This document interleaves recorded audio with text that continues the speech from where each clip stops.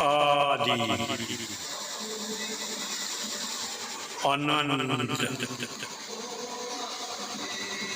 सनातन।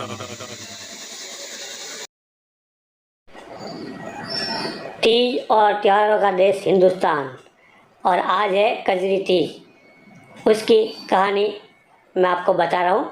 समय बर्बाद नहीं करते और सीधा कहानी पे जाते हैं, कजरी तीज पे। कजरी तीज का ये कहानी सुन के ही बहनें व्रत खोलती हैं, तो आप ये कहानी सुन के व्रत खोल सकते हैं। कजरी तीज की कहानी इस प्रकार है बहनों। तीज की पूजा के समय सुनी जाती हैं कजरी तीज, तो भादवा तीज, कजली तीज या बड़ी तीज भी कहते हैं। भादवा तीज की कहानी इस प्रकार है। एक साहूकार था, उसके 7 बेटे थे। उसका सबसे छोटा बेटा अफाइज था। वह रोजाना एक वेश्या के पास जाता था।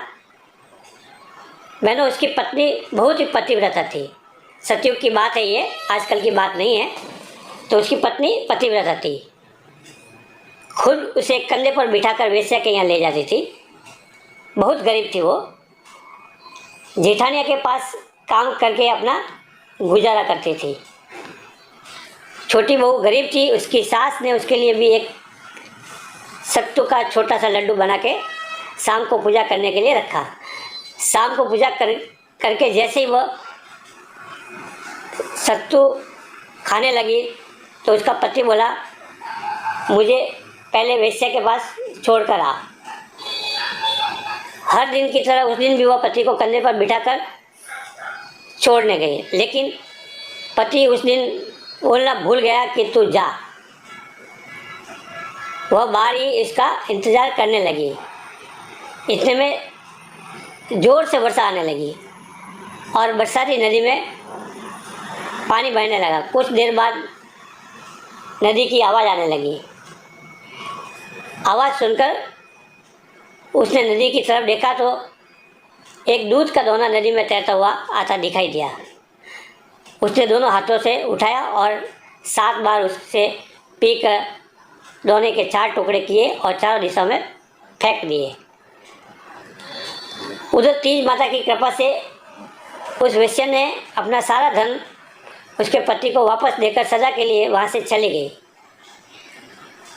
पति ने सारा धन लेकर घर आकर पत्नी को आवाज़ दी। दरवाज़ा खोला। उसकी पत्नी ने कहा, मैं दरवाज़ा नहीं खोलूँगी। उसने कहा कि अब मैं वापस कभी नहीं जाऊँगा,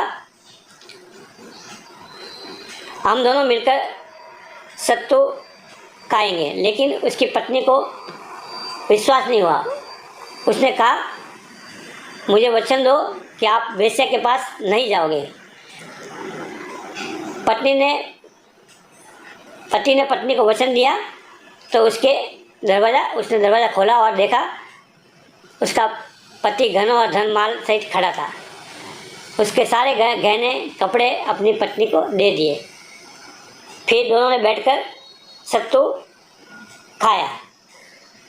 सुबह जब जेठानी के यहाँ काम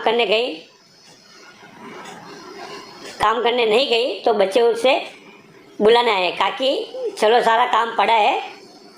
उसने कहा, अब तो मुझ पर तीज माता की पूरी कृपा है, अब मैं काम पर नहीं आऊँगी। बच्चों ने जाकर माँ को बताया कि आज से काकी काम करने नहीं आएगी, उन पर तीज माता की कृपा हुई है। वह नए नए कपड़े गहने पहनकर बैठी है और काका जी भी घर पर बैठे। सभी लोग बहुत खुश हुए। तो हे तीज माता, जैसा आप उस पर प्रसन्न होते हैं वैसे ही आप सब पर प्रसन्न होना, सबके दुख दूर करना।